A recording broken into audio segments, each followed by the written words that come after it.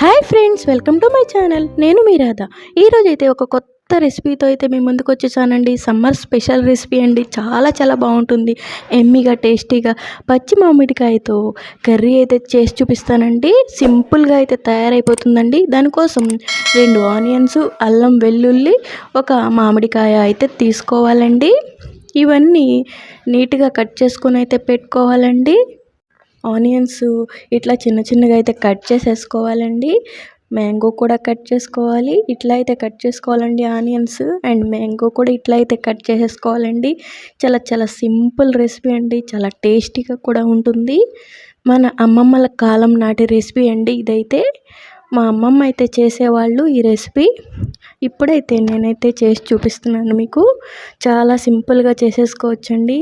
చూడండి, ఒక చిన్నది ప్యాన్ అయితే తీసుకున్నాను. అందులో అయితే 2 టేబుల్ స్పూన్స్ ఆయిల్ అయితే వేసుకున్నానండి. అందులోని తాలింపు గింజలు అయితే వేసేసుకోవాలండి. ఇట్లా తాలింపు గింజలన్నీ వేసేసుకోవాలండి.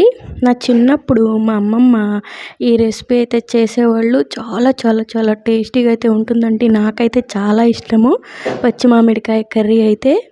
అన్నంలోకి, చపాతీల్లోకి చాలా టేస్టీగా అయితే ఉంటుందండి. ఇవ్వండి, తాలింపు గింజలన్నీ వేసేసుకున్నాను. కరివేపాకు కూడా కొంచెం అయితే వేసాను.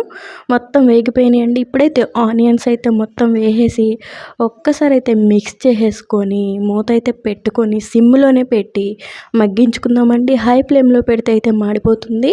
కొంచెం అయితే సాల్ట్ అయితే యాడ్ చేశానండి. ఉల్లిపాయలు త్వరగా మగ్గుతాయి కదా, అందుకని. ఇప్పుడైతే మూత పెట్టి కొంచెం సేపు అయితే మగ్గించుకుందామండి. ఇప్పుడు ఒక్కసారి మూత తీసి చూద్దామండి. ఇట్లా అయితే ఉందండి. ఈ స్టేజ్లో అల్లం వెల్లుల్లి పేస్ట్ అయితే ఒక 1/2 స్పూన్ అయితే వేసానండి. ఎక్కువ వేయలేదు, తక్కువ క్వాంటిటీలోనే వండుతున్నాను కాబట్టి, ఒకే మామిడికాయ కాబట్టి ఒక 1/2 స్పూన్ అల్లం వెల్లుల్లి పేస్ట్ అయితే సరిపోతుందండి. ఒక్కసారి పచ్చివాసన పోయే వరకు అయితే మూత పెట్టుకున్నాను. ఇప్పుడు చూడండి, ఇట్లా ఉంది. పచ్చివాసన అయితే పోయింది.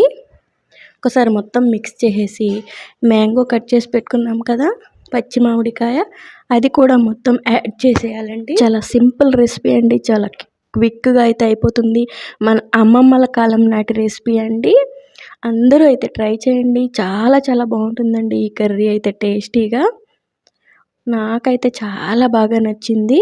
ఈరోజే నేను ట్రై చేసి తినైతే చూశాను. మా అమ్మమ్మ గారు వండేవాళ్ళు. నేనైతే ఎప్పుడు ఇట్లా వండలేదు. ఫస్ట్ టైం అయితే నేను వండుతున్నానండి. నాకైతే చాలా బాగుంది. చాలా టేస్టీగా అయితే అనిపించిందండి. ఇప్పుడు చూడండి, కొంచెం అయితే మగ్గినవి. ఇప్పుడైతే ఈ స్టేజ్లో కొంచెం పసుపు అయితే వేస్తున్నాను. కొంచెం సాల్ట్ కూడా వేస్తున్నానండి. ఇందాక కొంచెమే యాడ్ చేశాను, అందుకని కొంచెం సాల్ట్ అయితే వేస్తున్నాను. సాల్ట్ మీకు తగ్గట్టుగా మీకు ఎంత కావాలో అంతే వేసుకోండి. ఇప్పుడు కొంచెం కారం కూడా యాడ్ చేసేసి ఒక్కసారి మొత్తం మిక్స్ చేసేసుకొని సిమ్లోనే ఉంచాలండి. హై ఫ్లేమ్లో అయితే పెట్టకూడదు. మీడియం ఆర్ సిమ్లో చూసుకుంటూ మనం దగ్గరే ఉండి చేసుకోవాలండి ఈ రెసిపీ. లేదంటే మాడిపోతుంది. మాడిపోతే అంతగా టేస్ట్ అయితే ఉండదు. ఇప్పుడైతే ఒక్కసారి మూత పెట్టేసి మగ్గించుకుందాము. కారం అయితే వేసాం కాబట్టి. చూడండి, ఇప్పుడైతే మగ్గిపోయింది. ఈ స్టేజ్లో ఉన్నప్పుడు కొంచెం అయితే వాటర్ అయితే యాడ్ చేశానండి. ఒక చిన్న గ్లాసుడు, ఎక్కువ కూడా కాదు, ఒక టీ గ్లాస్ అంతా. చూడండి, ఇట్లా అయితే యాడ్ చేసేసి కొంచెం మరగంగానే ఇంకా రెడీ అయిపోతుందండి కర్రీ అయితే. ఈ స్టేజ్లో అయితే కొంచెం అయితే కసూరి మేతి అయితే వేసానండి. ఇది వేయడం వల్ల కర్రీకి చాలా చాలా టేస్ట్ అయితే యాడ్ అవుతుందండి. చూస్తున్నారు కదా ఫ్రెండ్స్, ఎమ్మీగా కర్రీ అయితే రెడీ అయిపోయింది. చూస్తుంటేనే నోరు ఊరిపోతుంది కదా. ఇంకెందుకు ఆలస్యం, మీరు కూడా ఈ కర్రీ అయితే ట్రై చేసేయండి. వండి అన్నంలో అయితే వేసుకొని తినేసేయండి.